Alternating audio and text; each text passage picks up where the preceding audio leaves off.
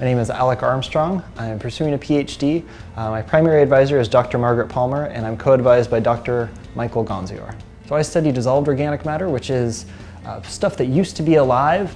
The dissolved part you can kind of think of as tea. So it's not the leaves in the tea bag, but it's the chemicals that leak out of it. Specifically, I'm looking at how organic matter differs in composition, which means like what mix of chemicals make up the stuff that you find in a wetland, and then what that means for the food web and what it might mean for downstream waters. I work on the Delmarva Peninsula. I go out to the field, which is mostly wetlands and small streams, grab some water samples, and I bring them back to the lab and look at them with different tools. I do that, maybe once a week, once a month sometimes. I can also deploy a sensor, so putting a sensor out in a stream that takes measurements every 15 minutes, so I don't have to keep going back, but can get a lot of data. One of the main functions of wetlands is to create and move around organic matter.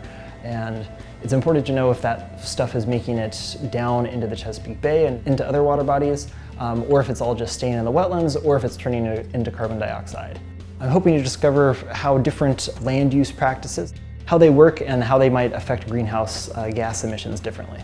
There's a lot of land use changes going on, and the way that wetlands are working might be affected by them. And so by understanding the organic matter, we can understand whether or not conversions from agriculture into wetlands or vice versa have an adverse effect on the ecosystem.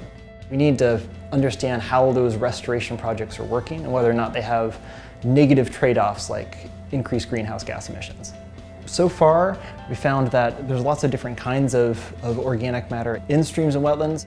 We're hoping to use it as a signal almost, so that we can follow stuff from wetlands into streams to see how they're connected and how that might affect the bay if that stuff makes it downstream and eventually gets to the bay.